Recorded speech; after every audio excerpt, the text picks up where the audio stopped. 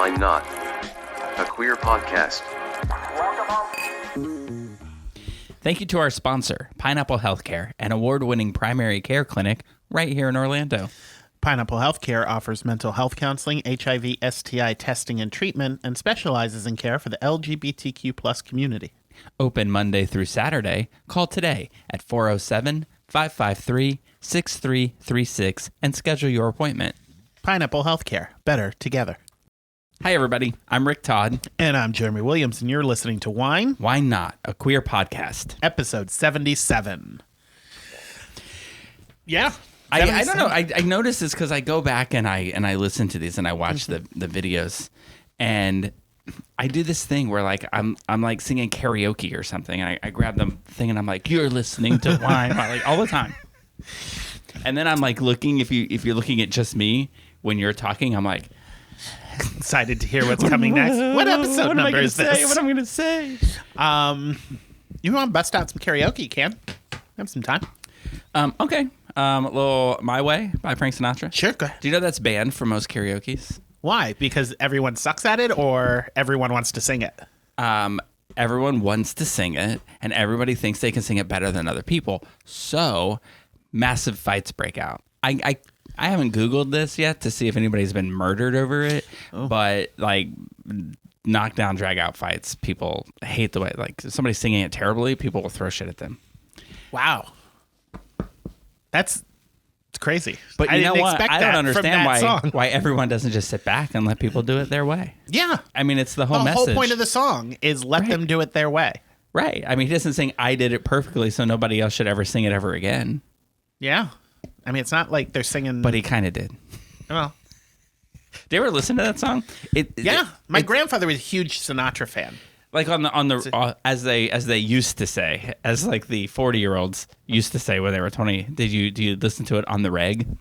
Yeah, I mean I'd say on a month. I mean, I've listened to it. Actually, it's funny because I use YouTube Music because I have a Google phone, and Google, like, I'll put a song on or something, pick whatever music I want to listen to occasionally. But sometimes I'm just like, you tell me, Google. You tell me what you want me to listen to. And I just hit the YouTube radio thing on it. And over the last couple of weeks, it's been having me listen to a lot of Frank Sinatra. So, yes, over the last couple of weeks, it has been on the reg. But it's just because YouTube has felt that I needed a little more Sinatra in my life.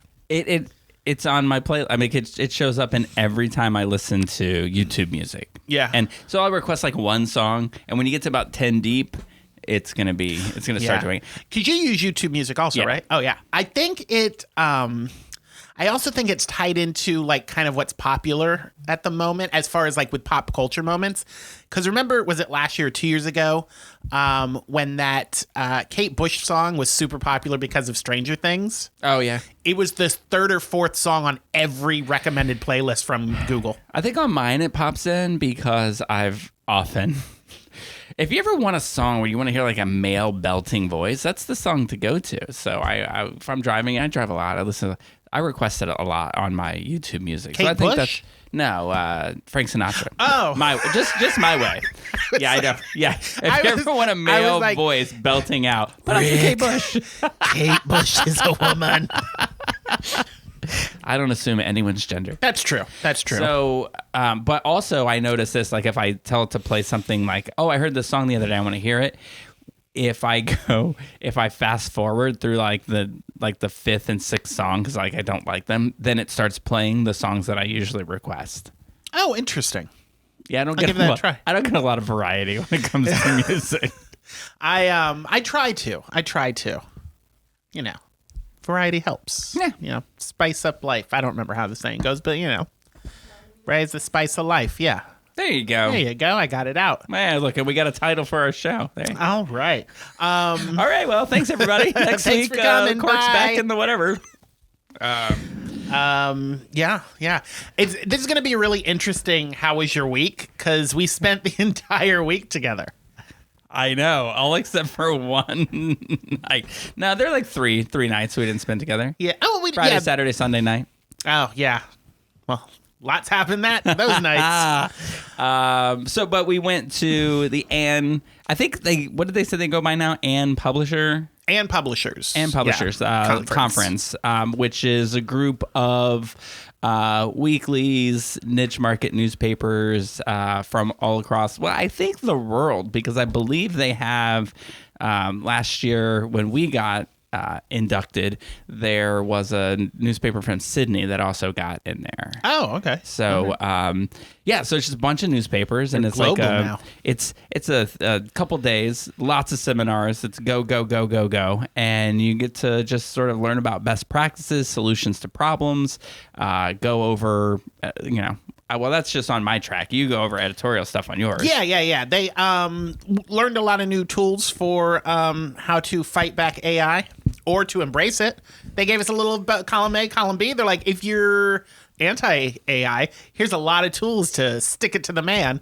But if you're willing to pledge allegiance to the robotic saviors who are coming for us, here's some interesting ways to use it. So whichever way you want to go. I haven't decided which way I want to go. Have you decided? I'm pretty sure I'm leaning towards robotic world domination. I mean, we've had a good run. There was a guy that had a seminar or hosted a seminar that I was in, and it was about using AI, but using it in a way that was like I liked. So what you could do is like take an article that a human writes, which is very important. Yeah.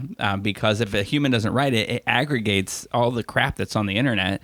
So it would take somebody's BS opinion and throw it in there. Yeah. But this guy doesn't scrape, his system doesn't scrape everything. It scrapes certain news sources that have agreed for them to be in there. So anyway, what you do is you take your human written article and you throw it in here, and it'll spit out social media posts, it'll spit out headlines, little blurbs, things like that. That was pretty cool. Pull quotes. Yeah. Nice. Yeah, a couple of the ones that we saw, there's one where you can stick in your article and find out if it's it does like a fact check on it, and it does a lot of it pulls together like Snopes. Well, don't put any of my articles in there. But like these different nonpartisan nonprofit groups that do fact checking, and it just kind of puts them all together in one nice little engine that you put your columns in there, and it does a fact check for you. See, it's nice to see AI being used for good. My favorite one, this is something we talked about, I think, off camera, but how you determine crowd sizes. And there's this really cool AI tool that uses Google Maps that you draw out where you saw the crowd, and it'll guesstimate based on that square footage how many people were at that crowd. So certain people having certain events can't say, well, it was the largest crowd ever in the human existence anywhere. And we can say, nah, I don't think so. Oh, no. Sorry, a light just came at me. I think the spirit of Trump was coming after you. Oh, my. There we go. Okay. Well, Spirit, he didn't die. Should we address this? I guess. We don't really talk about politics too much on here, but everybody. I mean, it's the first one in 40 years. If you listen to this, you know that we're not fans of Donald Trump. But there was a shooting at a rally that he had. An assassination attempt. There is a lot of information out there yet to be collected. This is why I stopped watching the news. Ever since that happened, I stopped watching the news. I have a rule. I'm going to give the news 3 days to get their shit together before I watch it, because you sit there and listen to all kinds of speculation. I've heard all kinds of stuff, like he wasn't shot, because what it looks like is like a bullet grazed his ear and he went down and Secret Service jumped on him and picked him up and he did this power to the people thing. And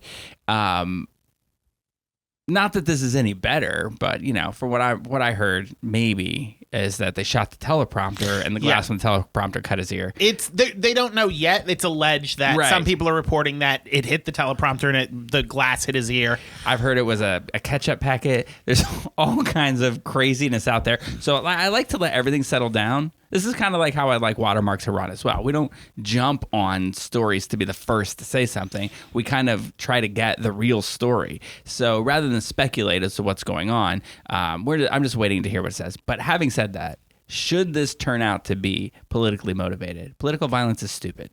It's not okay when they storm the Capitol, and it's not okay to shoot up somebody's rally. It's not okay to shoot up a Republican softball game.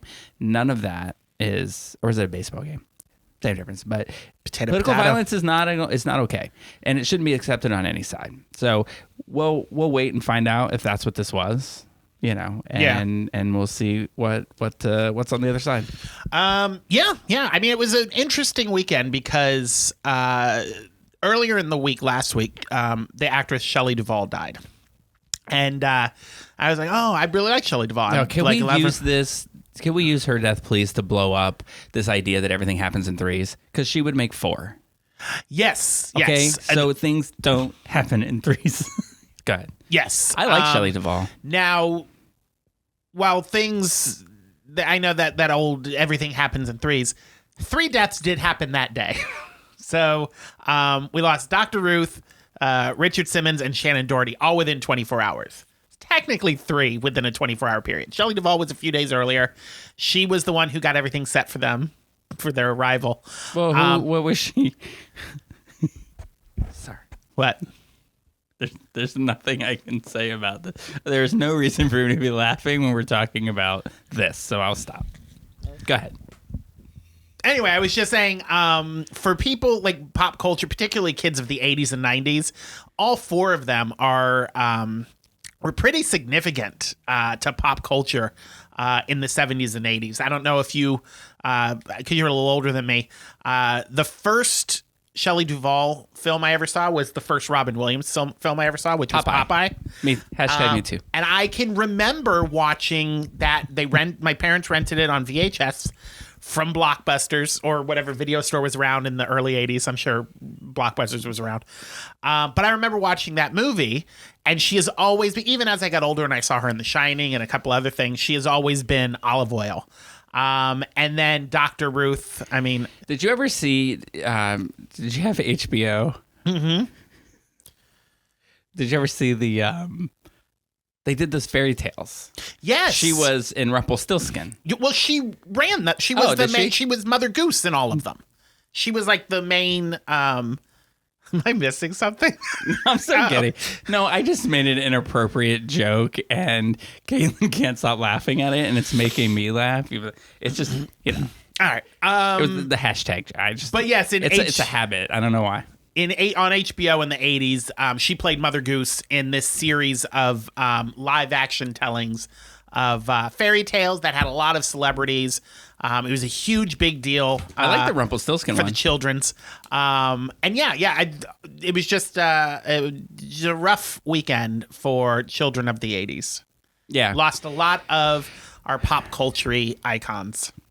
Dr. Ruth. Yeah, Dr. Ruth. Went to that big orgy in the sky. Taught me all about sex. She was also a huge supporter of the community, was one of the first people to come out and stand with gay men during the AIDS crisis. Yeah, I remember watching her on a lot of the 80s and 90s talk shows. Mm-hmm. Like she was like Bill Donahue, Sally always Jesse, on Phil Donahue, all those kind of Johnny things. Carson. Now, correct me if I'm wrong, but recently there was sort of this like joking, I assume somewhat humorous battle between Pauly Shore and Richard Simmons about Pauly Shore playing him in a biopic. From what I understand, not joking at all, Pauly Shore has for several years been trying to get a script based on the life of Richard Simmons off the ground and admires him and wants to portray him. And apparently Richard Simmons told his people, no, I don't want Pauly Shore playing me. And Pauly Shore put out a statement that basically said, listen, dude, George Clooney ain't going to play you. But didn't he make some comment, and I apologize if I'm wrong, but didn't he kind of make some comment that was like, whatever, I can wait? I don't know. Oh, okay. I don't want to speak to that because I don't it was know. Like, that he was kind of like, well, one day it won't be your call, and I'll be able to do it. I know that everything I've read with Pauly Shore, that Pauly Shore is like, just very admires Richard Simmons a lot, and was very hurt that he would say something like that. But he's like, I still admire him, but I don't know about all of anything that he said as far as waiting for him to die. I don't think he actually is where he just. I feel like I could be wrong. I could be making it up, so I just won't say it anymore. Fantastic. So we were talking about the AN conference. We were talking about AI, yes. and then we got into this. Yes. All right. So yes, we went to Charleston. Yeah, Charleston. I'll admit that my first night in Charleston, I was kind of like, it didn't really live up to the hype that everybody was saying. But I think I was just not really going to the right places. Yeah. Because we ended up doing a lot of walking, and walked to the French Quarter, and then I walked to the Battery. Which is really nice, and there's some amazing houses along the way. Now, Ryan told me this story. I don't know if this is true or not. But you know how all the houses, they're not very wide, but they're super tall and they're super long, like shotgun long. Yeah. And he said it's because property taxes used to be figured out by the width of your house. So people would make them skinny and long. I don't know if that is true. But you know what's weird about that is that they had these beautiful porches that ran the whole length of their house, but it just looked to the side of the building right next to you. Yeah. The house next to you. So it was weird. But there were some really beautiful alleys and streets that were just fantastic. I can't imagine what those houses cost. They were very nice. Yeah. It's yeah, I mean, it's a nice town. I went to Philadelphia a couple of times over the last 2 years, and it had a very Philadelphia feel, which, I mean, makes sense because, Philadelphia and Charleston were, coming up around the same time. So, same builders and all. And it's funny because when I was in Philadelphia, one of the places we visited was a home that was used on the Underground Railroad. And it is very narrow and very long. And the property, it's like, the property widths are not very wide, but the property goes way back. And they told us why. And I don't remember why that is. I don't feel like, at least in Philadelphia, it was because of property tax reasons, but it was something to do with the creek or the river that ran back there. Something about that each one of the properties, they wanted to have river access. So where the town was, all of the properties went far back like an acre, but it was very narrow. And I don't remember. I don't know. I'll ask my sister because she was there. She probably pays attention better than I do. She's probably screaming at the TV right now. But not that we're on TV. Yeah, but she just randomly screams at the TV while she listens to podcasts. You ever listen to a podcast and the people hosting it can't think of a word, and you start yelling at the radio like, all the time. It's this, you more. And then we get on here and we're like, podcast, television shows, radio programs. I constantly talk to them like they can hear me. But yeah, so that was, it's a good time. It's a wonderful time. My parents and my sister and my brother, they all lived in Charleston for years while I was in the service. So I asked my mom this because one thing that drove me nuts, and because you guys flew and I drove up there. Mm-hmm. So while I was driving around Charleston, one thing that drove me nuts is for how nice and quaint and lovely the town is. I don't know who the hell developed their roads, but all of their roads are like these weird snake patterns that overlap each other. And it's so confusing to get anywhere. I like a nice grid system. You'd love St. Pete. Yeah. It's all a grid. It's my favorite thing about St. Pete. It's the grid system.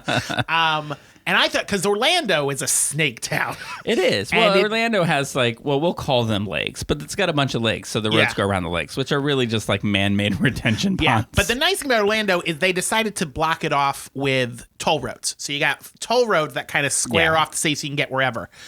I wasn't in Charleston long enough to learn the lay of the land as far as where's the best toll roads or if there are any toll roads. But there was no thought process put into how we're going to lay the roads out. And I avoided many an accident while driving through that town. So I think next time I probably will just Uber. I want to give a shout out. I forget the first place we went to. It was like the Market something. It was an Italian restaurant. It was good. But we also went to Iron Rose. That's where we ate Friday night before you left. Yes. Iron Rose. Oh, that was lovely. Delicious. Lovely restaurant. Really good food. Handsome waiters. And then I want to give a shout out to most of them. Most of them were. I don't want to call them all out. I'm not Most saying, of you I'm are saying very nothing handsome. else. I'm saying nothing else.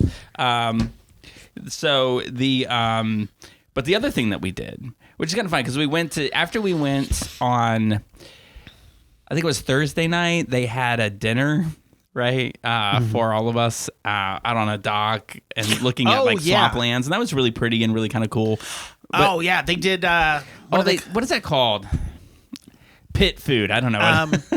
No, it's oh my God. Speaking of not being able to use your words, it's Graham is listening right now, screaming at us. It's kind of like a seafood boil. Seafood boil. Yeah, where they they put potatoes and corn on the cob. Yeah, really large corn on the cob. And they just delicious, throw it into a big tub, and then shrimp and sausages, and it's just all in a big tub, and you pick it all out. But then they had the best hush puppies ever. I don't know what they. What was this place called? It was something island. Bowen. What? What was the name of the place? It was something island restaurant. Oh, you know what? Talk amongst yourselves. I have it because Google mapped it. Good. But I was really impressed with it because, like, listen, guys, I'm on Weight Watchers. I annoyed the shit out of everyone all weekend because all I did was talk about what foods were 0 points. And then if they were like, ooh, banana pudding, I would look it up and be like, that's 12 points. So I'm sure everybody was super annoyed with me. But, like, this place, everything was 0 point food that I ate. It was Bowen's great. Bowen's Island restaurant. So it was really nice. It was cool. But we got back and we're all, like, kind of... y'all are in your room. You were rooming with Danny, and I was rooming with Ryan, and we're kind of in our rooms. And I was getting ready to go to sleep. I think I was just tired early, and then I said something to Ryan, and he was like, "Oh, I was thinking of going on one of the ghost tours." And I was like, this was like at 8:50. Right. And so I was like, oh, well, let me see if the guys want to go. And so we were all decided to go. And we had like 3 minutes to get ready, get downstairs, get an Uber and get to this place. So we went on this. We went on Bullfrog Ghost and Graveyards tour. And it was fantastic. Yeah. It was really cool because the one thing that they can do that the other ghost tours can't do is like they can go into the graveyards. Well, and yeah, it was the graveyards because it was attached to the. Did you know that I learned this? The difference between a graveyard and a cemetery. I do. And go ahead, tell everybody. No, go ahead. I only know because I was there with you when we learned. Because they told us that a graveyard is attached. No. Yeah, a graveyard is attached to the property of a church. Yes. And a cemetery is detached from a church. Yes. So very interesting. But we got to walk in there, and she was a fantastic storyteller. I do not remember her name. I feel like I want to call her Doris because she kind of reminds me of a Doris. Doris is not her name. She was great. She was great at storytelling. And then she had photos to back up. Like, she would show us, like, people on the tours have seen ghosts here. There was even a photo where somebody took a picture of the tour guide. And then when they looked at their phone, there were, like, 3 children ghosts behind them. They were very good. Very good at what they did. Yeah. It was a lot of fun. I like a nice ghost tour. Something I thought interesting that she told us is a large chunk of downtown Charleston is buried on top of the bodies of dead people because when they decided they wanted to lay out the city, they just removed the headstones. And left the bodies. Nobody watched Poltergeist back when they were designing Charleston.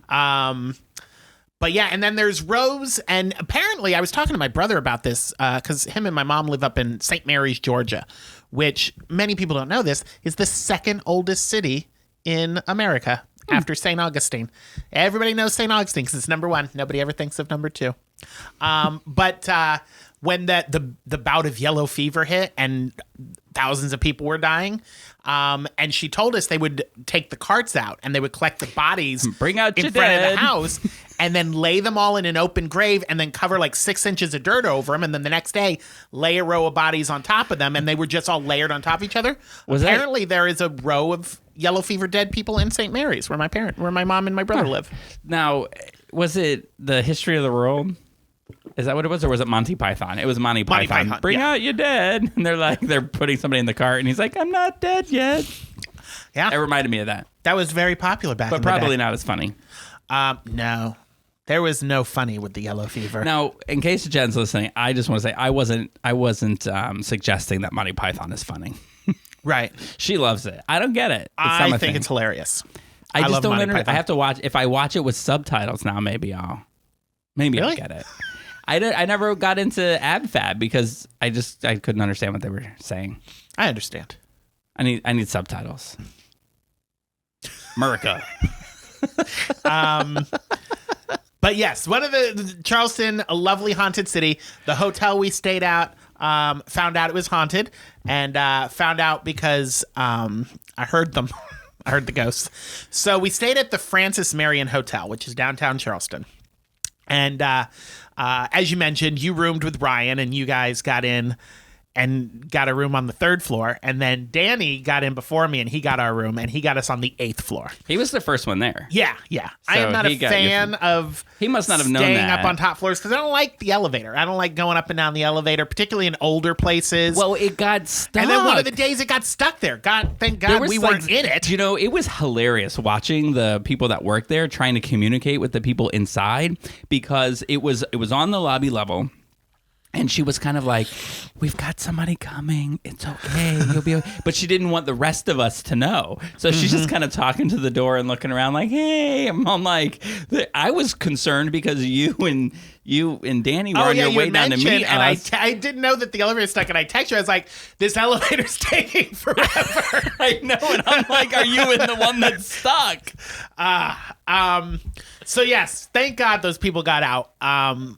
Needless to say, when we got back to the hotel after dinner, I decided to walk up the 8 flights of stairs because I did not trust the elevator. And then by the time I get to the top, I was like, fuck it, I will be stuck in an elevator. I ain't doing that again. But every night, I kid you not, we went to bed. And around 2:30, we would hear, it sounded like someone was hammering. It was like banging and then running up and down the hall. And I was like, Danny, what the fuck is going on? What? They sound like children running around the hallways. And I said, this is obnoxious. These are the thinnest walls. Did you go look? No, it was 2:30 in the morning and I was tired. I just put my earbuds in and went back to bed. But I was like, it sounded like there was a party going on above us. So Danny looked this up, and I pulled it up here. But come to find out, we were on the 8th floor. Back in the early 1900s, someone by the name of Ned Cohen found out his wife was having an affair at the hotel and threw himself off the 10th story and killed himself. And apparently, what we heard was his spirit running down the hallway and lunging out the window. Huh. So... Well, that's a story I'm glad I didn't hear until today. So let's see. His presence, rustling of silver drapes, rattling of windows, unexplained visions in the hallways, sounds of people running, all have been reported at this hotel, which apparently the ghost wouldn't leave us the F alone. So I just put my earbuds in and listened to music and was like, dude, come on, I'm trying to sleep. Let me go on record saying to any future city that hosts the ANN conference, if you put me in an old hotel, I will not come to your conference. It's just not going to happen. Look, I hate ghosts. Yeah. I think the thing is that I believe in it. Ooh. I don't know why. Sorry, I was just said... Poor Ned Cohen found face down, body smashed in the middle of King Street. What is this, like his tombstone at Haunted Mansion? This is on the hotel's website. How did I not? Oh, I would not have stayed there. I would not have stayed there.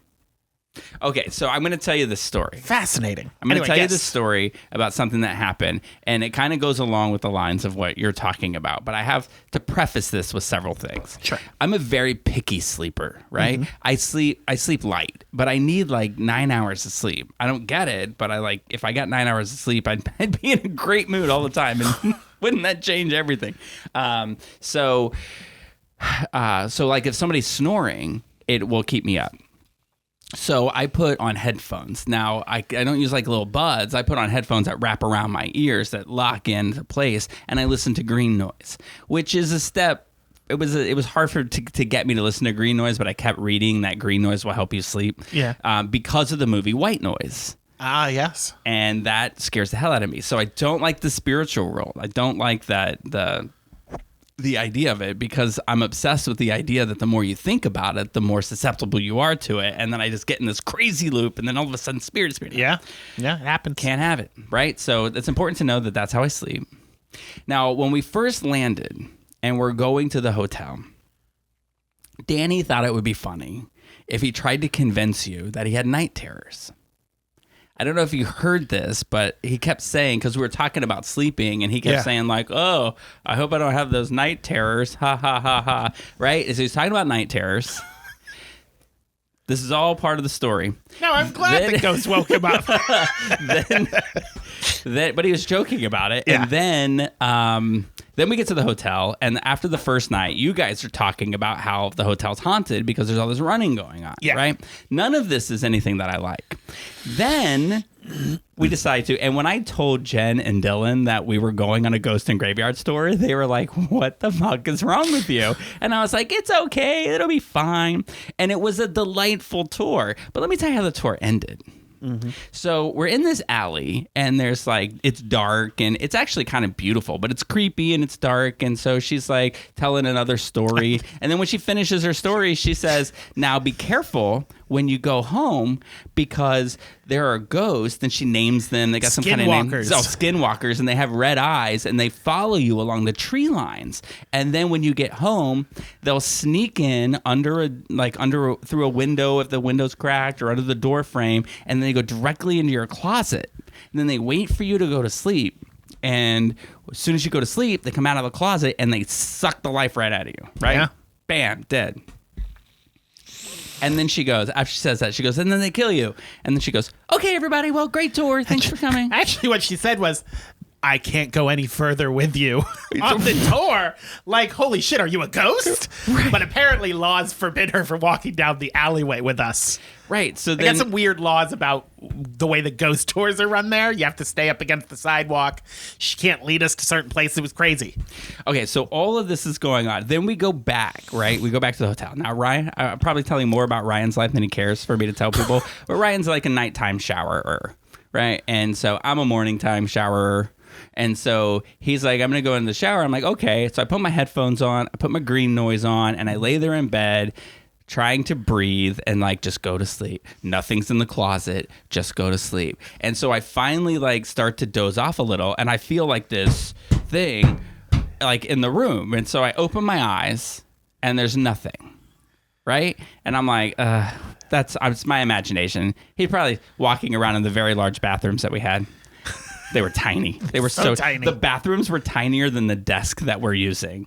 They were so tiny. So they were like, you ever been in an airplane bathroom? That's how big it was. They were smaller than cruise ship bathrooms. I had to go down to the second floor when I had to do a number 2 because I couldn't sit on the toilet in the room. You couldn't because the toilet paper roll would jab you in the side. So anyway, so then I go back down and I'm like, I'm going to go to sleep now. I'm going to go to sleep now. And then it happens again. Oh. But this time I open my eyes and there's a person standing next to my bed. And I like, and it was fucking Ryan closing the drapes. And I was like, listen, you don't sneak around somebody's bed that close to, you were on the bed close to the window? Close to the window. Oh, okay, I was like, you don't do that right after a ghost tour. And he's like, oh my God, I'm so sorry. Ha ha ha ha. Right? Okay, so all of this is the precursor then to what happened Friday night. So I'm okay. I go to sleep. I sleep through the night. Everything's fine. We go and we do our stuff. It's the last day of the conference. Go to bed on Friday night. Yeah. And I start to have like this dream that's just really weird. It's like I'm driving somewhere and I can't get over. It's like for all of a sudden the highway becomes like 10 lanes and I can't get over to the exit I need to get to. And it's really frustrating and I get really angry. And so I wake up. I think I'll say this. I think I wake up. Oh, it's the worst. So I wake up and I'm like, I look over and I see Ryan sleeping and I'm laying there in bed and I'm like, okay, well, let me just breathe until I go back to sleep. So I start breathing. Now, at my house here, I have a sleep number bed. Have you ever been on a sleep number bed? I have. Yeah. It's like you go up to 100 and then you put it at the setting you want and then you kind of sink into it, right? Yeah. You're like, ah. Well, I'm sitting there laying in bed and all of a sudden, the middle of the bed starts to sink. And I'm like, what is going on? But then one side of the bed starts to sink more than the rest of it. And I slide out of the bed. And I'm laying on the ground and I'm looking at Ryan and I'm like, what the hell is going on here? And then immediately I'm pulled under the bed. I look over and there's this scary fucking clown, right? And it looks like it's like a cross between like a normal clown and like the clown from the House of 1,000 Corpses. And it's just staring at me and it's grinning. And I'm like looking up and I see Ryan laying in his bed and I'm looking over and I see this terrifying clown and I'm like, okay, Rick, you're asleep. But if you take a deep breath, this is so ridiculous. If you take a deep breath and scream as hard as you can, you're gonna wake up Ryan, and then he's gonna save you, right? So I'm like, okay. So I take, and have you ever tried to scream in your sleep? Yeah, and you can't. So I'm trying to scream, but this noise is coming out, and it's like, right? Like I'm like, and then I take another deep breath, and I'm like, and Ryan's not budging. And I'm like, why can't he hear me? And I'm like, Now, don't forget how I sleep. I got earphones in playing green noise. So Ryan could very well be like, are you okay? And I can't hear shit. So I'm doing this. I keep trying. I'm like, So finally, like, I think one of the headphones comes out and I hear Ryan, are you okay? And I was like, oh my God, I'm so sorry. Like, I had this horrible dream and like all these jokes about night terrors, and there I am.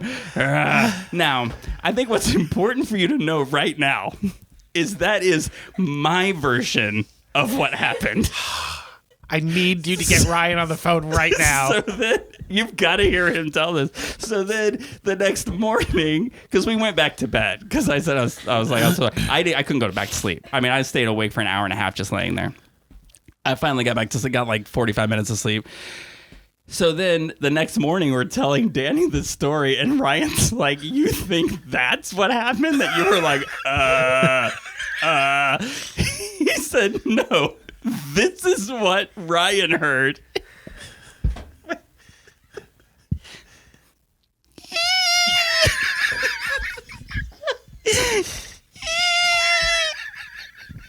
For 5 minutes. Good God. He said for 5 minutes. He's like, oh my God. Oh, yeah. Anyway, how embarrassing. How terrifying and humiliating all at the same time. So now, no matter what, I'm getting my own room. Leading up to the conference, you were like, I have a very particular way to sleep, and I will not have any roommates who make noises. And out of the four of us, you're the one who made the weirdest noise. He's like, for 5 fucking minutes. So, what did Ryan do? Just yell at you for 5 minutes? I didn't ask. Why didn't he shake you? I think he was like scared because he thought like I was having a heart attack or something. But I mean, if he did, hey, you know what? Call 911. Screw him. I could have died in that bed. It's crazy. We spent the whole day just randomly. You got to hear it's really funnier when he says what he heard. Well, I'm glad you made it out safe. I am too. I am. My ego is not safe. Yeah. It died there in the room. If it helps, Danny snores, so I had to put up with that. It's the same. It's the exact same. No, it's funny because I had an experience. Everybody tells me I was dreaming, but I'm pretty sure I had a ghost experience. But when I was in the service, and I was stationed in Italy, they gave us a briefing about how, in northern Italy during World War II, there was a bunch of wars and battles that went on right where the buildings are at. So you could occasionally come across like an unexploded ordnance like buried in the dirt or something. And they had this whole briefing we went through. But my first week there, I was asleep in my dorm room. And you know when you get that feeling that someone's standing at the foot of your bed? Yeah. I had that feeling, and I just thought it was my roommate. So I was like, oh, he must have just come home. And I felt someone sit on the end of my bed. And his last name is Palmer. So I was like, Palmer, is that you? And I was just, because I was exhausted, so I was just sitting there with my eyes closed and didn't hear anything. And then I felt whatever it was get up and then lay down, like somebody had taken their arms and laid down on me. And I was too scared to open my eyes because, like, if I see something like a ghost or something, I'm going to freak out. So I tried rolling over and I felt pressure on me, like somebody was pinning me down. So in my head, I was like, I'm going to count to 3. I'm going to jump up. If it's Palmer, I'm going to beat his ass. So I was like, 1, 2, 3. And I jumped up. Nothing in the room. Palmer's not there. No one in the room. I did not sleep the rest of that night. Turned all the lights on and just watched TV. And yeah, so I think a ghost is trying to rape me. How are you alive today? If that happened to me, I would never sleep again. Well, you know, eventually your body gives in and you fall asleep. But I mean, you know, I'd like to just say to all the ghosts listening right now, do not sit on my bed. Yeah. Go sit on somebody else's bed. I got nothing to say to you. You got nothing to say to me. I ain't gonna lie. I would be scared if I saw a ghost, but I'd be intrigued. I would be okay. I kind of want to see one. I don't want to see a ghost. You know, I'm okay if you want to put visions in my head. That's like, you want me to be Tyler Henry for you? Fine. Fine. But I don't need to see you. You want to be Whoopi Goldberg from Ghost? No. Oda Mae, I just don't like it. Yeah. And I'm not. Based on my last weekend, I'm not watching that stupid movie you want me to watch. It's not happening. Oh, no. Come on. It's not that scary. Come on. Well, neither is somebody pretending to have night terrors, but apparently it gave me night terrors. We'll discuss it when the movie comes out in a few months. But yeah, so other than that, it was a good trip. It was a great trip. It was a good trip. I had a good time. I do want one last shout out I want to give. Because I was pulling up all of the map quests or the Google Map things. We had dinner at Azul Mexicano. Oh, yeah. Delightful, delicious food. And our waiter was the live action version of Miguel from Coco, the movie Coco. He legit was. Looked exactly like him. Like if when he grew up to be, 20, 18, 19, 20, whatever it was. Music career didn't work out, and he got a job as a waiter at a Mexican restaurant in Charleston. Yeah, delightful place. Food was so he was good. Adorable and so nice, and He would come up to our table and to ask us how everything was. He would give us 2 thumbs up, and he's like, "Good." He would just smile like. It was adorable. like over animated so that we would understand. Like, we're happy, right? Like a Pixar movie. Yeah. I'm telling you, it was Miguel. Poor Miguel. I confused the shit out of him because I asked for celery sticks. I mean, in dip all honesty, you went to a salsa Mexican restaurant and you asked for celery sticks to dip the salsa in the salsa. Us who spoke English were confused. 0 points. The chips are good though. You should have had a couple. I know they're delicious. That's my downfall. Is like chips and salsa, and chips and queso. They're chips, and there's this brand. I think it's Tostitos that does this, but they like coat it with lime juice and then sprinkle salt on it. Those are pretty good. Has a nice little tang to it. The salsa was good. Everything was good. The food was delicious. Yeah, it was a good trip. When it comes to food. We were gone all week, so I was very busy today. So I actually didn't get lunch. Oh, no. And now all I can think about is Mexican food. I'm so hungry now. I'm having Mexican tonight. Yeah, I was being out all week. Today, the day before press, was I was surprised that you didn't text me over the weekend and say, can we do this some other day? But there really isn't another day. Yeah. So, well, actually, I will, I didn't get lunch, but we were in a very good spot. So, potato. I did. I came in like at 7 this morning. Yeah, I came in early to make sure that I got it all. Yeah. All right. Well, let's talk about what we did watch then. Oh, what we watched. What we must have loved little Julio Torres so much that we decided to watch Fantasmas. I don't know if you want to how you want to go about it. I just want to give the overall, because the premise of the show, it's 6 episodes. It's on HBO Max. The last episode just aired, or because it's a miniseries. The series finale ran last Friday. So I will give a really quick premise about what the overall story is, but then because it doesn't, then we'll get into those delicious little nuggets. But here's the basics of the story. Julio Torres, who plays Julio Torres, has to find a lost earring that he found, or that he had purchased, because the earring was the same size as a birthmark on his neck. And he was worried that it was getting bigger and becoming cancerous. So he needed to find the earring to match it up to the birthmark to see if it had gotten bigger. Well, that's the premise of the show. There's more to it, but that's basically premise. Yes. The premise of the show is that Julio Torres is being kicked out of his apartment because they're doing something else at the building, and he has to find another apartment. That's from episode 1 to episode end is him having to find his apartment. But there's like this thing. I mean, everything in this show is a metaphor. You have to have proof of existence. Yes. And so he doesn't believe that he should have to get that. So he tries to skirt it in all these different ways. And one of the ways is that he has to prove that he's exceptional and somehow. Oh no, because that's not what the earring was. No, the earring was the size of his birthmark, and he needed to find it to see if it was the same size. Otherwise, he was dying. Yes, because he's a hypochondriac, and then the earring feeds into the storyline. It all comes together at the end. It amazed me how all these strings. It took about 4 episodes for it to start piecing itself together. You know, and what it views like is like sketch comedy.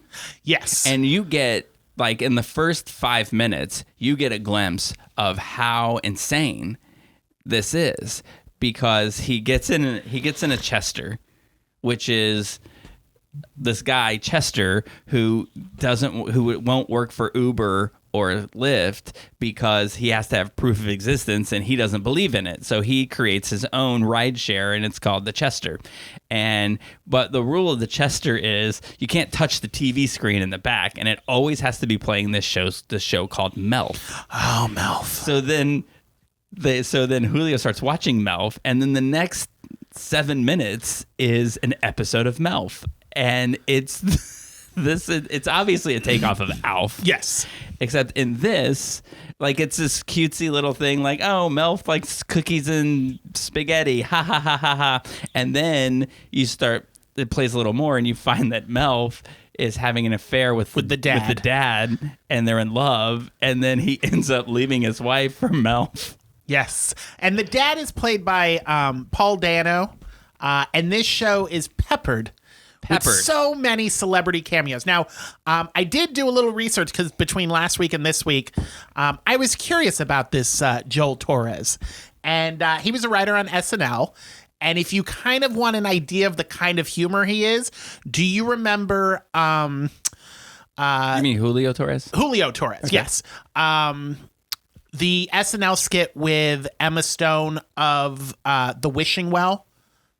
Play school's wishing well, little boys who like to just run their finger across the side of the wishing well, and you have to check this out. I'm going to check it out. He wrote Wishing Well, and then there was also one where Ryan Gosling goes off on this obsession with the font James Cameron used for Avatar called Papyrus. He also wrote that. So if you watch both of those, that one. They both speak heavily to the type of humor and storytelling that Julio Torres does. It's a different, and I feel like it reminds me of in the movie, the toys he wanted to make were always like toys that taught a lesson. Yeah. And so I feel like every joke or situation that he's in or that he presents there's a lesson behind it. There's a metaphor in the humor that you're supposed to get some life lesson out of. Yeah. I just want to point out one of the funniest things about the Melf skit, other than like them getting busted in a closet with Melf holding a thing of Astroglide, was when it was like 12 years later or something like that. And his little girl was all grown up, and she's coming to tell her dad she's getting married. And so she's sitting on the couch, and the dad's like, so what is it you want to tell me? And she puts her hand out, and she's got a ring on. And he goes, oh, your mother died and gave you a ring? Like, what was that? So stupid. Yes, it's all loaded with weird things like that. One of the little side ones that I like, Steve Buscemi guest stars on it as the letter Q. Yeah. And it's just this skit of how letter Q wanted to be at the end of the alphabet with all the other weird letters, and he's not. He's between two normies.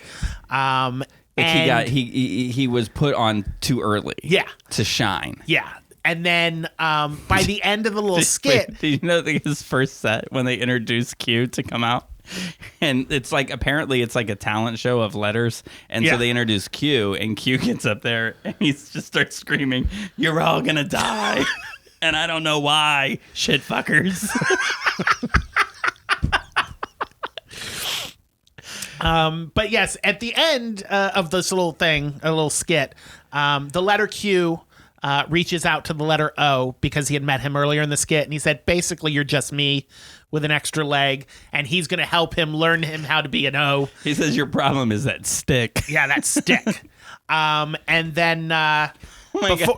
Wait, he was going to kill himself. Yeah, that's what I was getting to. Yeah. He's getting ready to kill himself and jump out the window.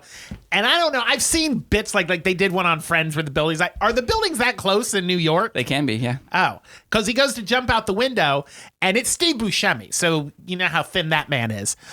He gets stuck between the two buildings when he tries to jump out the building to kill himself. Jumps and he's stuck. So then he just climbs back in. And he's all down on his luck and ready to accept the fact that he's going to be an O and remove his stick. And then he sees W, X, Y, and Z on television giving an interview about their weird and craziness at the end of the alphabet. And they talk about how Q is the one who inspired them and how none of them would be accepting of their weirdness if not for Q coming earlier in the alphabet, and then he accepts his weirdness. It's a lovely little lesson, little metaphor for accepting yourself. And the show is peppered with all these little weird side quests, I'll call them. And he has Julio has an assistant. Yes, Bebo. Bebo, his assistant / roommate, who is a robot.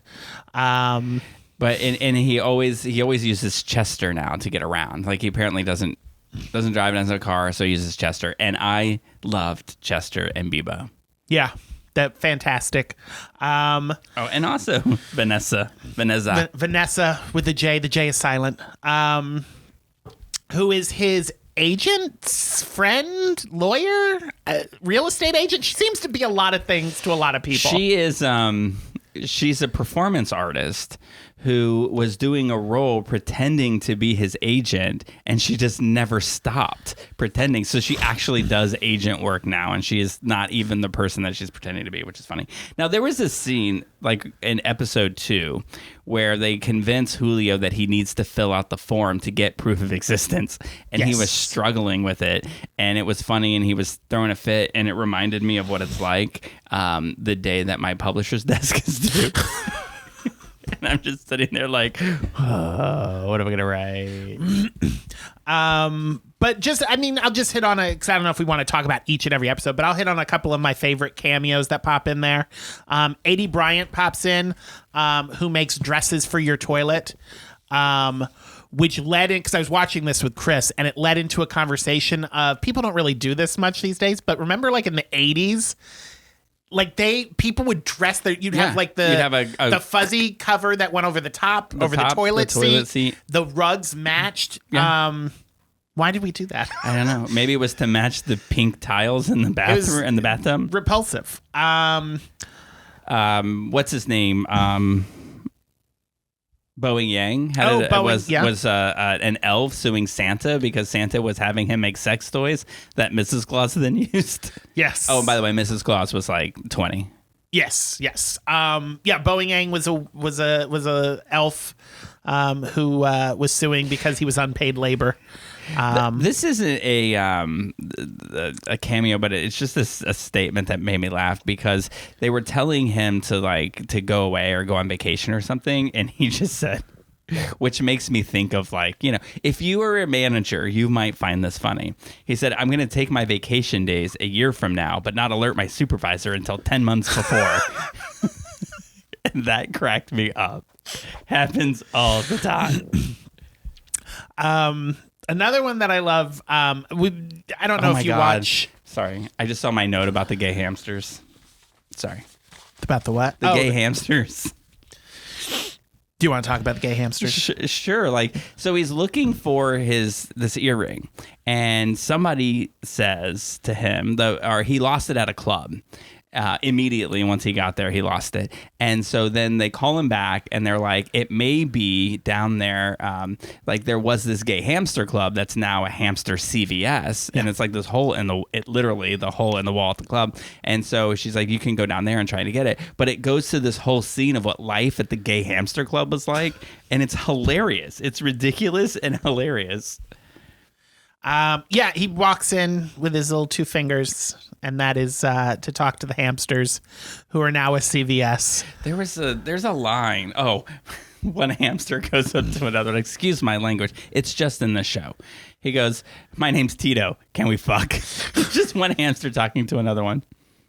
Another cameo, because I was a big fan of Teen Wolf on MTV, and Dylan O'Brien, who is on the show, is in this, and he's the one who is in the star of Maze Runner. And again, he also is in Maze Runner. Yeah, he stars in a show in this show called Cunty Little Rich Kids, and it's like a Harry Potter-esque style. They're wizards at a school, and he is trying. He feels like he's. It's that whole Hollywood thing, and he wants to be more philanthropic and everything. And he's talking to Vanessa, and his luggage got lost. She tells him his luggage got lost on the flight. So she gave him something to wear, and he's wearing red lingerie and underwear. Assless lingerie. Gorgeous. I mean, I don't have a lingerie fetish, but I wasn't mad about this whole scene. He looked hot. Anyway, just peppered full. Emma Stone pops up towards the end. Oh, because there's this show that everybody's watching, and it's True called Women of New True York. Women of New York, and it's a lady from SNL. I don't know her name. Rachel Dratch. Oh, okay, and Dratch? then it's Emma Stone, Rosie Perez, yes, and then that one guy from that one show that you and I watched with that one guy. Yeah, his name is something Scully. Billy Elliot. Not Billy Elliot. No. Elliot. What's that show that we watched with I wrote it down. Wait, let me find. He did Bros. Who did Bros? He wasn't in Bros. Billy Eichner. Who did Bros? Billy Eichner did. Billy Eichner was in a show where it was like a Will and Grace, but they were both like assholes. And the guy who works at that coffee shop was he was one of the women, True Women of New York. Oh, okay. Oh, I was thinking of the other guy. Because the other guy that's in it, the guy that's controlling. Yes, that's the show. one behind the scenes. Yeah. Yeah, he's in Problemista. Yeah. He's the guy and he's also in Fire Island, which we're going to talk about. But no, he's one of the housewives. So you've got Emma, Rosie. I don't think that's the other guy. That's the guy. That's the guy I was talking about. Yeah, but the other guy is that weird waiter guy that we love, and I can't remember his name from that show, Billy Eichner show. Oh, Difficult People. Yes. Oh, really? Yes. the one who worked at the coffee shop, the little twink. The twink, really? Yes. That is I him. love him. Yes. By the you way, didn't recognize that was him in a wig? No. Oh. By the way, that is a. I didn't recognize that it was a drag queen. I said, "Who's she?" And Jen's like, "That's a guy." I was like, "Really?"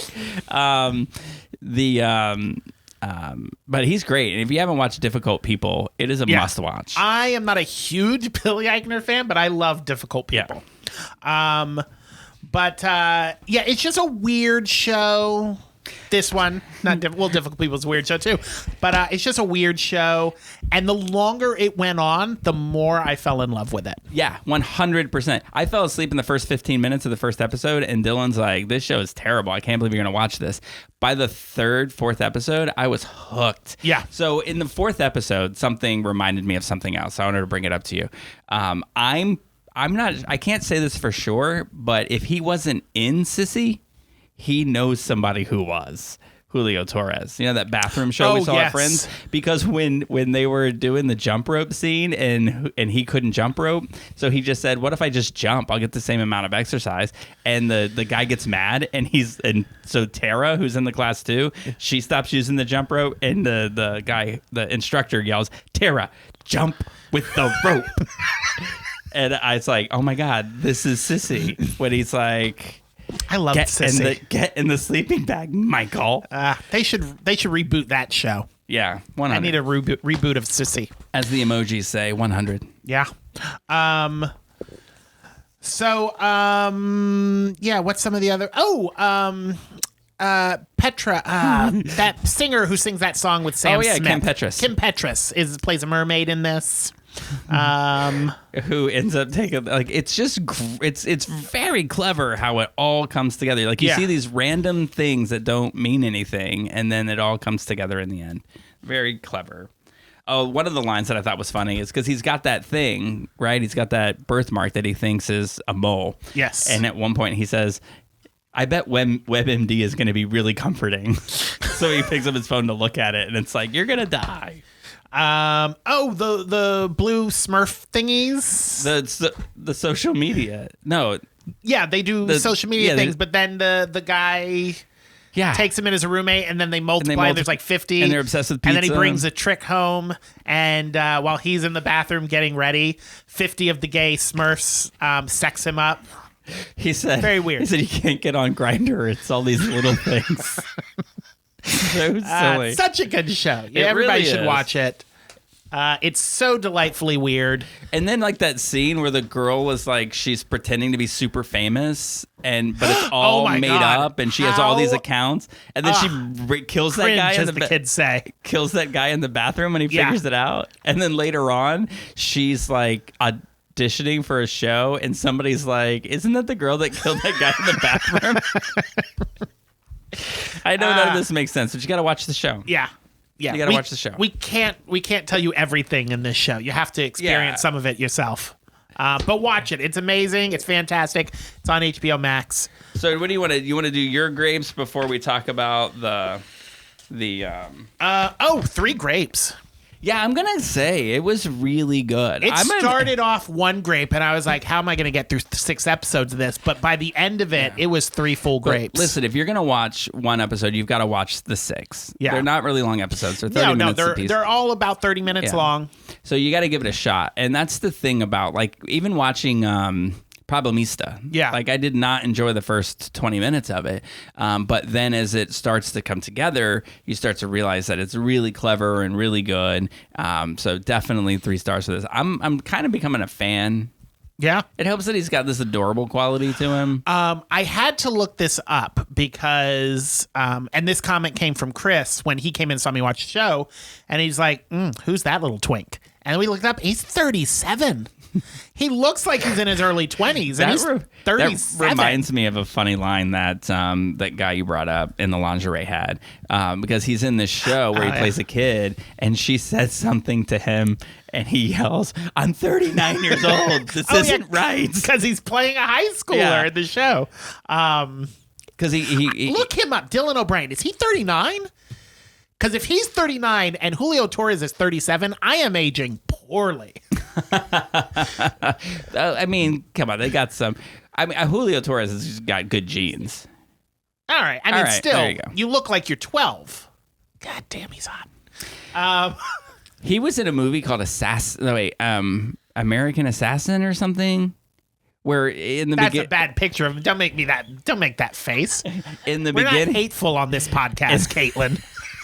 In the beginning of this movie that he's in, I think it's called Assassins or something like that. I was just gonna say, she's got 400 pictures of Dylan O'Brien pulled up, and she pulls up the worst looking photo. She's like, not very attractive there, is he? I know what your type is. Some of us all have bad lighting every once in a while. Apparently Jeremy's type is me. Yeah, I'd admit with him. He's a beautiful man. You pull up the picture of him in his red lingerie. Pull him up in that lingerie. Especially in the scene where he's walking away. Anyway, we digress. Anyway. So what do you think? So 3 grapes, 3 grapes. Yeah. What do you think? Rotten Tomatoes. Rotten Tomatoes. This is definitely something weird that I think critics loved, but probably a lot of audiences are going to find a little off-putting just of how weird it is. So I'll say critics 91 and audiences 77. Critics 96. Wow. Yeah. All right. Yeah. It is something quirky that critics Yeah. would like. And you are correct. Audiences did not respond. 72. Oh, yeah. I think that's a low score for it. Yeah. I think it deserved better. Definitely. I mean, just after watching the Melv thing, I was kind of like, all right, I don't hate what I'm watching. It was just very weird. And, but it all has a purpose. I think that he's got all of these sort of stories to make a point. Yeah. It's like with Problemista, it used humor to show like the real hard times that people have trying to become citizens. Yeah. He's definitely the type of person, if you're going to watch something he's made, where you just got to unclench and just go with it. Yeah. Just let the river, Right. let the waves Sniff your slosh you poppers. around. Press play. Yeah. Let it happen. Take your Adderall. Drink some glasses of wine. Kick back. Smoke your weed. Whatever you got to do. And just watch. It's fantastic. It's Fantasmas is what it is. Which the theme of this episode is Fantasmas means ghost. Oh, does it? Phantasma means ghost. And then it's Fantasmas. That explains. 'Cause they were like, why do you want it in It S? starts with it opens with him pitching a new color to Crayola, a new color of a crayon, which is clear, and he wants to call it Fantasmas. And they said, you should call it Phantasma because it's one. We don't call it blues. He called the show Fantasmas. You know what? It opens up with him having a meeting with Crayola, and they're like, they'd name a color, and he'd show you the face of the color. Because I guess part of it is like he got struck by lightning as a child while he was pooping in the woods, and now he feels colors, sounds, objects. They all have like letters and all that stuff. They all have a life. I don't know why, but all of his facial expressions matched the colors. They did. They were when I wouldn't know how. I wouldn't even begin to say, "Oh, this is what blue looks like." But when he did it, I was like, "Yeah, that's what it looks like." Yeah, he was very good at that. He was very accurate with that. He's very Julio. Way to go, Julio. Well done. Well done. We can't wait for what's next. Give us a like, Julio. I know you're listening. It'll be a while before something new comes out because I was reading an interview where he was talking to the Hollywood Reporter about this show, and they're like, "What's next?" And he goes, "I'm taking some time." Yeah. He's like, I'm sorry, I've given you all of my weird. Yes. I need some time off to develop new weird.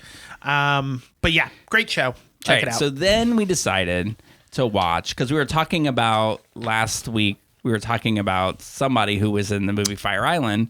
Right, because we were the comedy thing. Yeah. Oh yeah. what was that called? Outrage? Outstanding. That's and right. so we were like, oh, we should watch Fire Island because we never watched it. Joel Kim Booster, who was one of the comedians on that, is the writer and star of it. Now, I got to tell you, I watched the trailer for Fire Island when it first came out, and it did not seem appealing to me. So I was a little hesitant about this. Yeah. But, just to give away the ending of this talk, I loved this movie. Yes. It was like the gay movie that I didn't know I needed. You're going to hate that I say this, but Ryan will love it. This is what Bros should have been. I thought the same thing. Yeah. I 100% was what Billy Eichner was trying to do with Bros is what they did with this movie. I mean, honestly, I think Billy Eichner was trying to make the anti this, because they said make a rom-com, and he said, he said, fuck that, I'm going to do this other thing. And that's what he did. So I don't think he wanted Bros to be this, but I wanted Bros to be this. Yeah. But Bros was more like, listen, if you grew up in the 80s and the 90s, your idea of relationships is a little jacked up because you weren't allowed to have them. Mm-hmm. And so that's fine. And then you get to like this, which is a total rom-com. And I just loved this movie. Yeah. So absolutely loved it. And something I learned, because it's loosely based off of Pride and Prejudice, which now like light just went off. Yeah. Another movie based off of Pride and Prejudice, loosely, is Bridget Jones' Diary. This, along with Bridget Jones' Diary, are now two of my... I've always loved Bridget Jones' Diary. Two of my favorite rom-coms ever. And I'm starting to think I should probably read Pride and Prejudice because I've never read it. But based on those two movies, I was like, this sounds like a good story. My senior year research paper in high school was on Pride and Prejudice. I feel like it's important for me to also tell you I have never read it. I would love to read your report on that. I tried. I would like. read the I know, book. and this was before the internet, so I couldn't just make it up. Do you have Cliff Notes? I did. Yeah. But I had the book, and then I had an audio tape, a cassette, if you will. Yeah. And I would listen to it and try to read along, and still fall asleep. I Interesting. just couldn't do it. But I just love this. This is sort of like. I mean, those were my people. That's why I gravitate towards them. You know, they didn't have the money to do all the things that they wanted to do, but they were just this close knit group of friends. And they made it work, and I just love that. And I love Margaret Cho in this. If anyone in this world ever deserved a role where they were a gay mama, it's her. I mean, she was so brilliant in it. I loved it. Loved it. Loved it. Yes. So just for those who don't know Pride and Prejudice or haven't seen this movie, it's 5 friends: Noah, Howie, Luke, Keegan, and Max. Can we say some things about them? Sure. Who was the super queenie one? I know it's probably Keegan? Keegan? Yeah. That was Chester from Yes. Phantasma. Yes. I think he's great. I love everything. I love Chester in Phantasmas, and I liked Keegan in this one. Luke, do you know who Luke is? Which one is Luke? Luke is his friend. Okay. They both went to best theater. friend. Yeah, Yeah. they went to theater school together. That is Bowen Yang. That's the guy he does the podcast with. Oh, really? Yeah. Oh, okay. So they do the podcast together. I don't know who Max is. I think this is the first thing I saw him in. I think Max. Yeah. Click on him and see about his filmography. Because he didn't look familiar to Oh, me. yeah. Like He I've didn't seen look him in familiar anything to me else. either. And then Noah is Joel Kim Booster, who He's in wrote Abbott this. Elementary? What? It's an Abbott That's Elementary. he's not the one that's dating the. No. No. I don't think so. I haven't watched the new season of Abbott Elementary yet. Okay. So they go. They have this tradition of going to Fire Island for a week in the summer to Erin's house, who is Margaret Cho, to her house. So they all get there and they find out that she is poor. And selling the house. I feel her. I felt that. I do have to, before the show started, I don't know if you paid attention to this, but when like but I don't forget who made it. Is it Century 21 or? Well, it's no, a Hulu original. Yeah. But there's like that opening, kind of like an MGM with a lion roar or whatever. Searchlight Pictures. Yeah. Yeah. So that whole thing starting, and immediately before it, you could hear them saying like, "Okay, girls, just like we rehearsed," and they're all like singing along, like. Bah, bah, bah, bah. It's because Searchlight originally was the independent arm of Fox, so it was the drums from the 20th Century Fox. Yeah. But it was them harmonizing it. We'll say It did not make me feel like it was going to be a good movie. I heard that cracked and up I was at like, but yeah, so they go and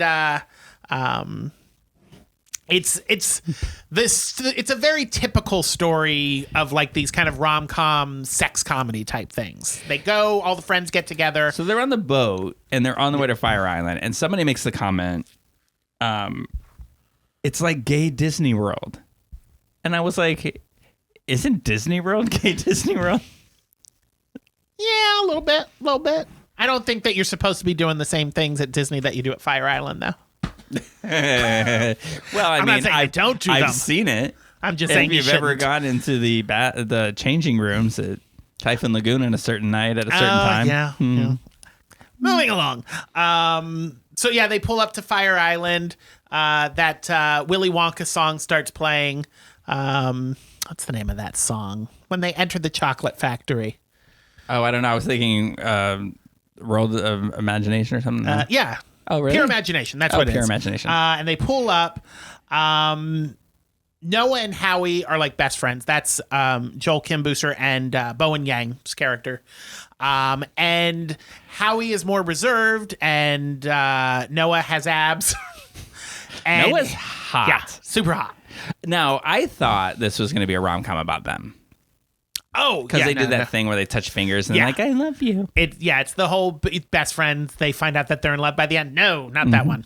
That's reserved for Hallmark movies. Yes. So Noah decides that he is going to get Howie laid this week. So in that aspect, kind of like American Pie. It's like, dude, I'm going to get you laid. Oh, I did think this was hilarious. So when they get to Erin's house and she's talking about how she's poor and this is going to be the final year, they're like, no, why are you selling the house? And she said, we're broke.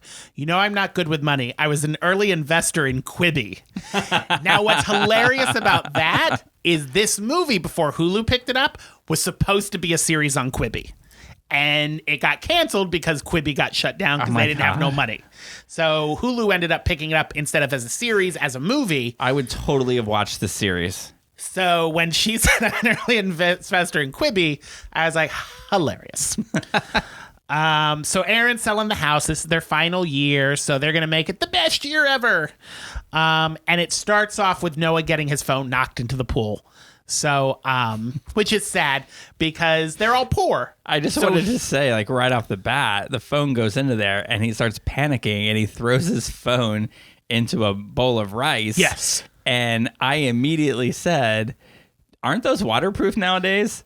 But then right as I said it, he said, somebody's like, do you have Apple Care? Apple Care, yeah. And he was like, he goes, it's 2022 and I have an iPhone 6. Do you think I'd pay for Apple Care? And I went, oh, that explains it.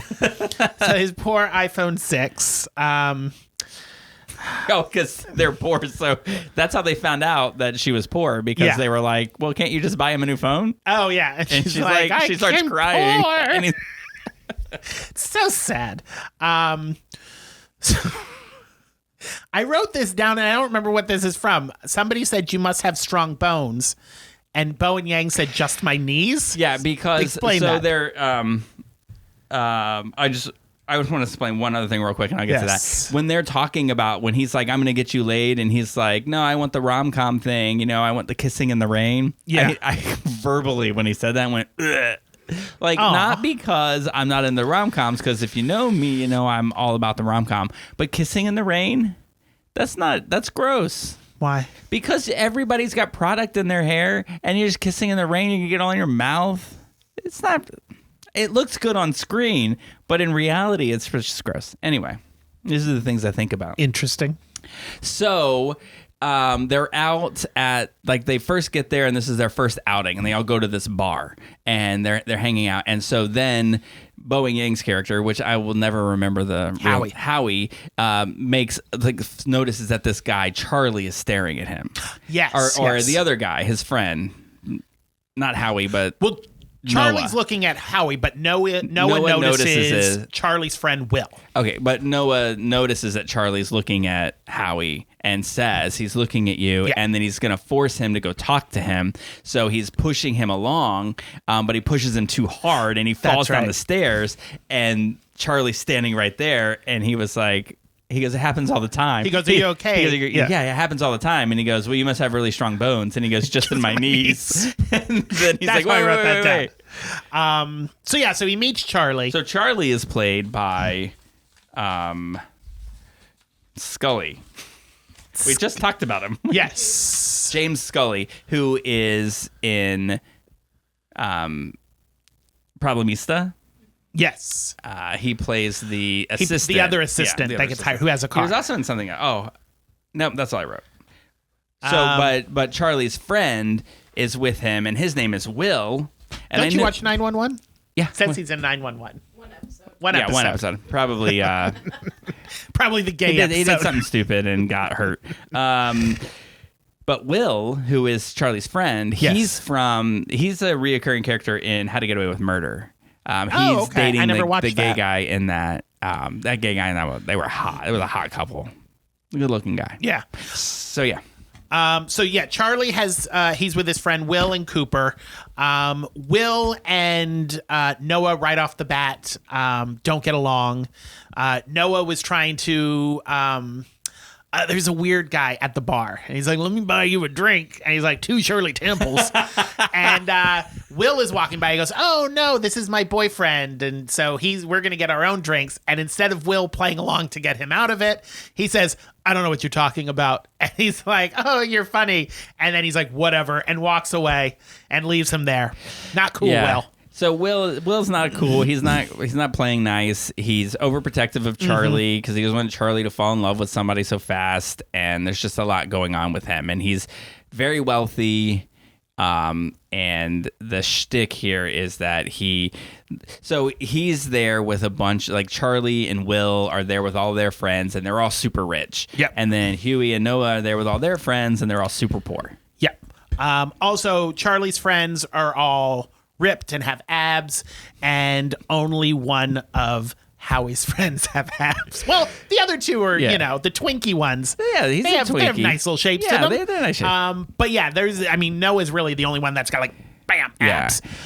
But so Charlie likes Howie. Yes. So he invites all of them over to his house for a party that they're having. Yeah, the house and they're staying at. This gives birth to a shtick that happens the whole movie, and it cracks me up. Every time one of them walk into this house, the same person is on the staircase, and he's like, "Can I help you?" And no matter how many times they've met, he doesn't remember them because they're poor and he's not giving them the time of day. Yeah, and so he's like, "Can I help you?" So they go to the party, and Howie and Charlie are getting along, but the other ones are not having a good time. Well, 2 of them are having a really good time and end up getting sick. And throwing up. Which one? It was Luke throws up in the vase. Keegan is always attending to Luke because Luke gets sloppy. Yeah, they're just all poor, and they don't have. So they're like, we're gonna go crazy at this party because we don't know if we're gonna be able to do crazy things while we're here. So they grab all the fancy cheeses out of the fridge, and they run to the hot tub, and they're all excited about the hot tub because one of them shouts that hot tubs. It's a scientifically known fact that hot tubs kill all STIs. Yeah, which is not true. No. So they're being crazy and getting wasted and doing their thing. So they decide they're going to take them home, but Howie's going to stay and hang out with Charlie. Next morning they get up and Howie is nowhere to be found. So Noah goes and collects Charlie from the house. Something I thought that was funny when he's talking to Will. And I think it was Will, maybe it was Cooper, the obnoxious friend, who's like, yeah, Howie had a lot to drink. And I don't think his body's used to top shelf liquor just well. And Noah's like, that is so offensive. And then when he gets him out of the tub, he's like, Howie, are you okay? He goes, I guess I just can't handle top shelf liquor. I'm just used to well. And he's like, I don't think that's a thing. I think it works the other way around. I think well drinks give you a worse hangover than top shelf does. So he collects Howie, and to thank Charlie for taking care of Howie because he got too wasted, they invite Charlie and his friends to come have dinner at Aaron's house. Excuse me. Take a breath. Me. Okay. We're back. So, we'll just edit that out. Where was I? So they're preparing for dinner. They go to the store and they're like crushing cans so that they can get a dented. Yes. I don't want to keep harping on the fact that they're poor, but these guys are really poor. They put dents in the cans so they can go to the register and say like, this one's dented. Can I get a discount?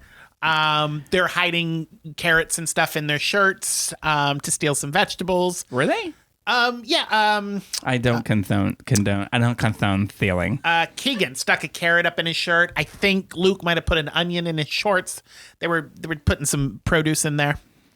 And then this is when Noah meets Dex. Dex is another hard-bodied, beautiful man. Hot. Those eyes. Ugh. So they're flirty a little bit, and he shows them how to properly dent cans so that, love at first sight. So they're leaving out of the grocery store, and they run into Charlie and Will and Cooper. And Will, obviously, you can tell when he sees that they're hanging out with Dex, Will and Dex have a history that we'll find out later in the movie. So they have the dinner, which I thought was hilarious because they were like, "Oh, we're gonna play games." It's like, we don't play games. We're We don't adults. play games for adults. And so Charlie's like, come on, we're just going to all have fun. So what games do you all want to play? And they cut to them playing.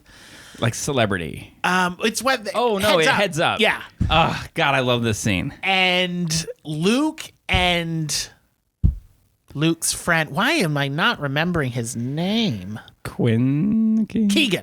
Luke and Keegan are losing their shit on Will because he can't get what's on the Heads Up, and They're so good at it.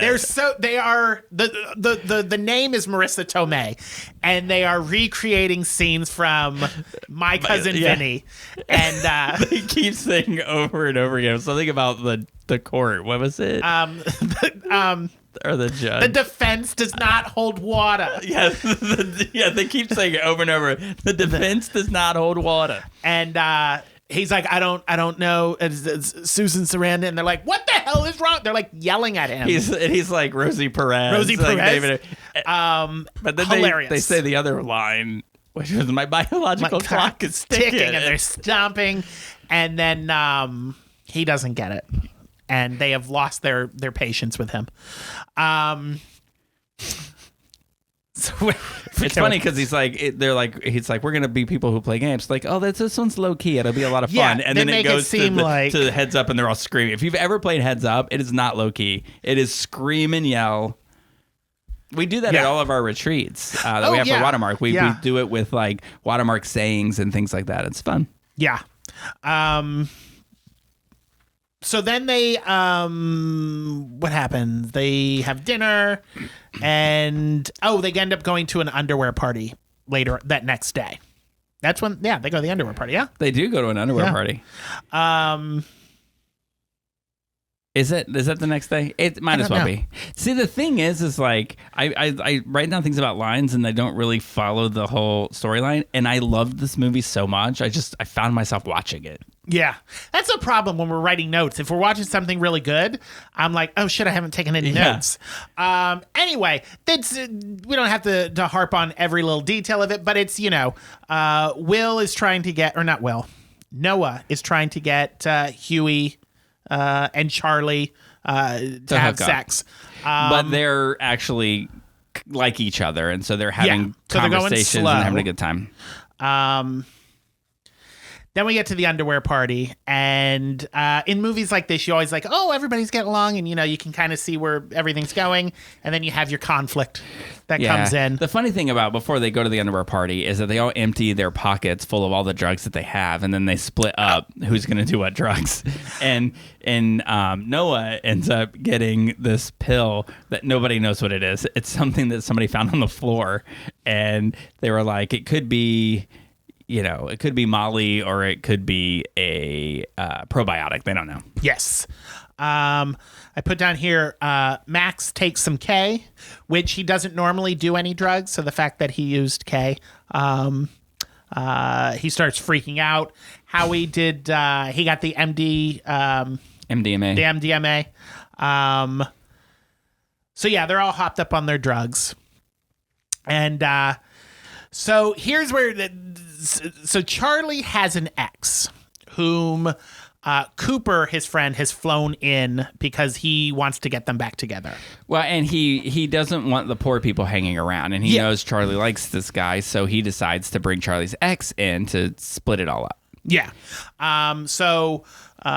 While Howie is dealing with that, Noah meets up with Dex, and they head to the dark room.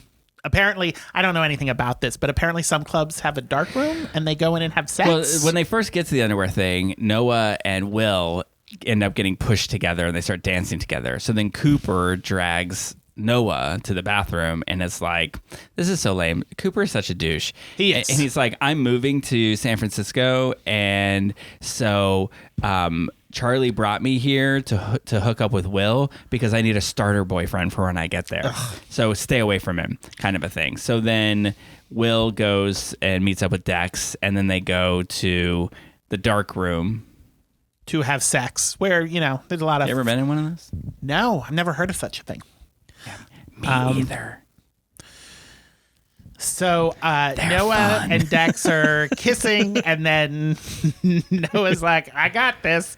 And he goes down and pulls down Dex's underwear and starts to Why would he look around him? pleasure him. He's down in his he also has strong bones in his knees. Yeah. So he's down there and he's doing his thing, and then he gets up and looks around for I thought this, I was like, because the guy's ass is right there. And then he turns around. Like, It's why would you look? Focus on what you're doing, bro. I'm sure what Stop you're looking around. at is it's not bad. Why you gotta look around?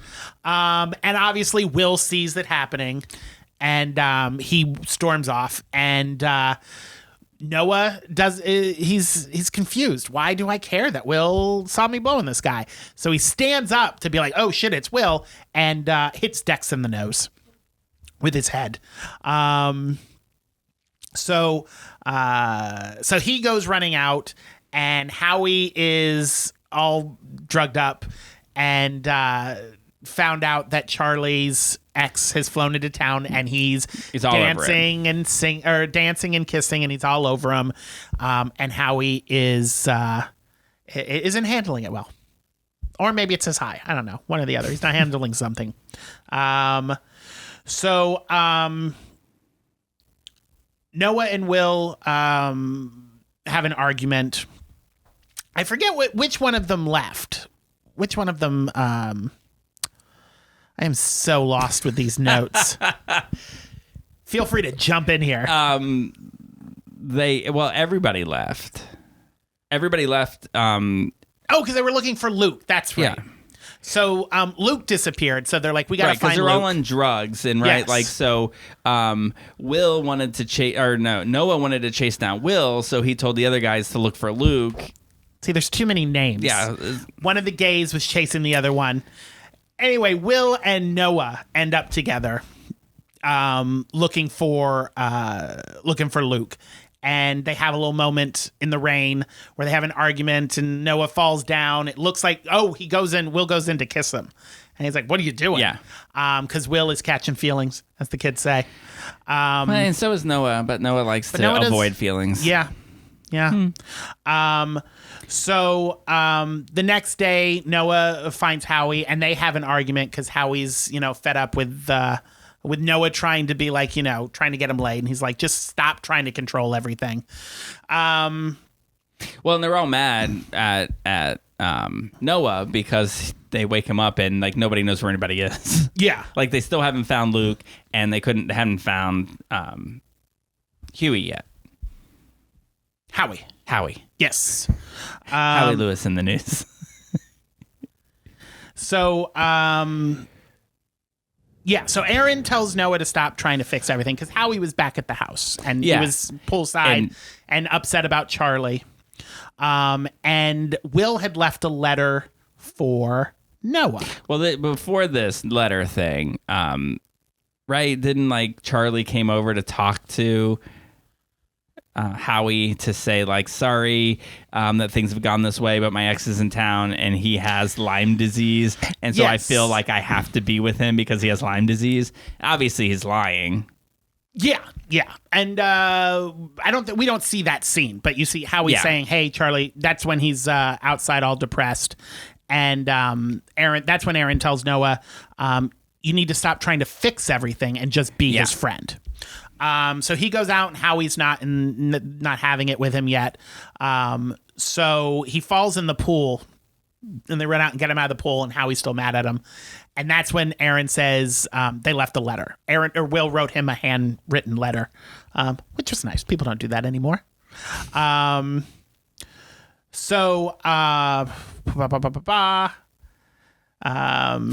Will apologizes for the remarks he made in the letter. Says, there's a reason that I don't like Dex. He did something bad to my friend. And then we find out that Luke had been gone. But he finally comes back, and they're like, "Hey, where have you been?" And he's like, I was out doing stuff. Wishy-washy about where he was. Too, and they were like, "Oh, you got laid," and so he looks at Noah and he goes, "Looks like I'm the hot one this time because he hooked up with Dex." Yes, we find out he hooked up with Dex, and we find that out because Dex posted the video on His OnlyFans. Without telling Luke that he was even being recorded. And Luke loses his shit and he's like, oh my God, my dick's on the internet. So Will and Noah go confront Dex, and Will uses his legalese to get Dex to take the video down and saves the day. And Will kind of changes Noah's vision of Will. Yeah. Also, Noah and Will had gone into a drag bar, and Will entered a dancing contest because of Noah. Yeah, Noah's like, he goes, if you want to show me that you're not the stuck-up person that you came across as in the beginning, then you'll enter this dance competition. Yeah. Which was delightful. I love that It scene. was so Because Will's like, great. I have friends. I have lots. Because Noah's like, I bet you don't have any friends. Because Noah's a dick in this. Yeah. I love Noah, but he's a dick in this. Yeah. And then Will's like, I have lots of friends, and I am fun. And he goes, show me. And he makes him enter this dance competition with this drag queen. The drag queen was hilarious while he was that dancing. has to be a famous drag It has queen. to be. I didn't look it up, but I didn't know. He's dancing and she's like, okay, 90s, okay, and then he starts doing like every 90s dance, which is great. It was really good. Yeah, I loved it. So the next day, Howie tells Noah that he can't handle. Was it peppermint? Oh, it was peppermint. I don't know my drag queens that well. I'm terrible. But I know Peppermint is from RuPaul's Drag Race. So anyway, Howie tells Noah that he's leaving because, the whole Charlie thing, he just can't handle it. And he's packing his bags and leaving. So Noah goes and confronts, because he says, don't say anything. Howie says, I don't want you to go try to fix it. So don't go talk to Charlie. I'm just going to go pack my bags and go home. So Noah says, okay. So next thing he does is he goes and confronts Charlie. And he's like, I know that you, the thing with your ex is all bullshit. And I know that you like Howie. So you need to do some big gesture. You need to go do something big to show him that you care. So rom-com big. So they steal a water taxi and they chase after the boat. Well, because he misses, like, yeah, right? he misses the boat. He doesn't show up in time. Like, you think, oh, he's not going to show up, and then after they all say goodbye, he shows up, and they're like, well, now you missed him, so now you got to do something crazy. Yeah. And that is to hijack this water taxi. And they all get in and they chase after the boat. Howie gets to the other side because Fire Island is an island, so you have to take a boat to it.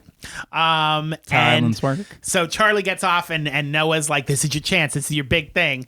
And he's like, do your big gesture. And he goes, Howie, I love you. And he goes, ooh, no, everybody, too big. everybody Too on big. everybody on the boat's like, no. And then Howie's like, we're not there yet. We're not there. So he's like, I really like you. And I want to see where this goes. And then they kiss. Howie gets his kiss. He says the most wonderful thing. Yes. He says you're smart and you're funny and you're beautiful and everything that Howie has wanted to hear his whole life. He's never dated anybody and he's 30 years old, and it was beautiful and mushy. Yes. And like a true rom-com, made me cry. Not night terror cry, but cry. So they have their kiss and they all go back to watch the sunset. And while they're there, Noah and Will are on the deck.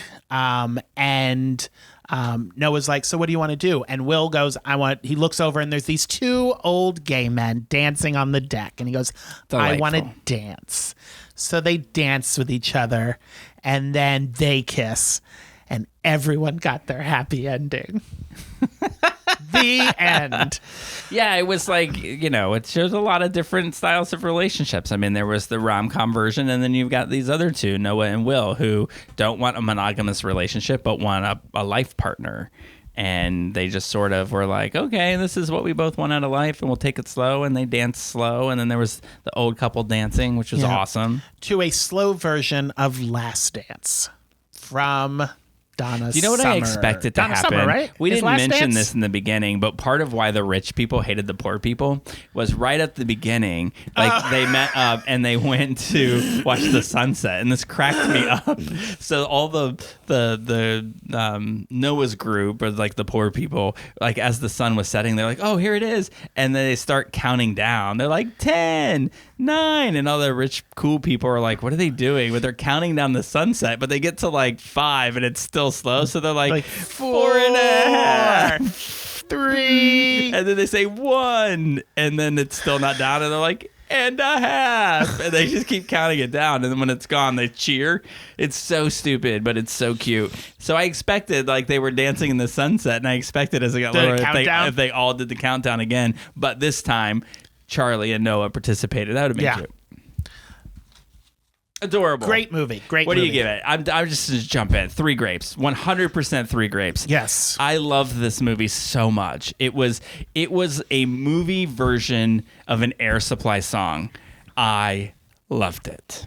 Do you know that I lived in New York for 3 years and not once did I go to Fire Island? Really? And watching this movie makes me annoyed that I didn't. Chris was gone last week for 4th of July. He was on Fire Island. He said, you should come with me. Did he go to underwear night? Probably. He was like, Did come he with wear me. red And I was lingerie like, with no butt? I have seen Fire Island. I do not fit in. You think of the cast of Fire Island and like, that is not the person I want to be. But no, I want to be Margaret Cho. Yeah. In the movie. I want to be, mama to the gays. Nice. Like, such I a want to good be movie. Dex. Well, I mean, without the sex crimes. But I would like to have Dex's body. I would like to have Dex's body bed. right here. He has beautiful blue eyes. Yeah. Okay, so what do you think Rotten Tomatoes? Rotten Tomatoes. I mean, I know it was like 2 years ago this movie came out, but I feel like it had a really good positive response, both critically and with fans. So I will say 89 from critics and 92 from audiences.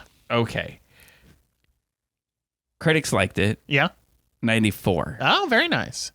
I'm going to say it must have got MAGA bombed.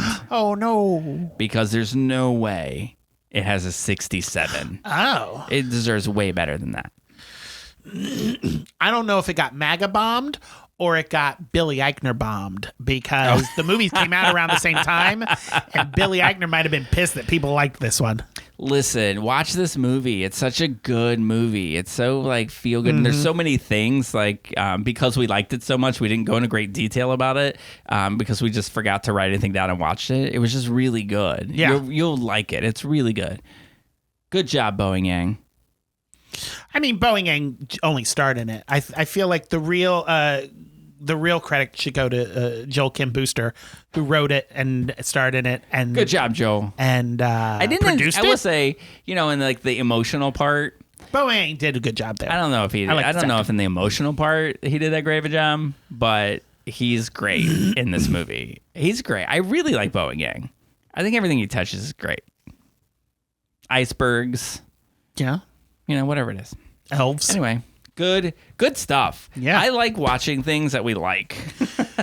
I hate watching crap and then having to pretend that it's not crap. So this is great. Absolutely. And I think next week we're going to talk about gay cowboys again. Yes, we have. What's the name of that movie? Oh, is it Dandelion? That's an excellent question. If we can remember the name of it, we'll watch it. Amongst yourselves while I look it up real quick. So, Night Terrors, huh? No. Night Terrors. I got nothing else to say. Am I right? Night Terrors, am I right? National Anthem. It is a film directed by Luke Guilford that deals with a trip to a queer rodeo. The movie National Anthem. That's a big thing. Yeah. Queer rodeo. Big thing. And like films. as big as gay softball. And the National Anthem. All big stuff, all in one place. So we'll talk about that. Some other gay stuff coming up. Yeah. We'll talk about that. But until then, and there'll be a bottle next week, I'm sure. So until then, cork's back in the bottle.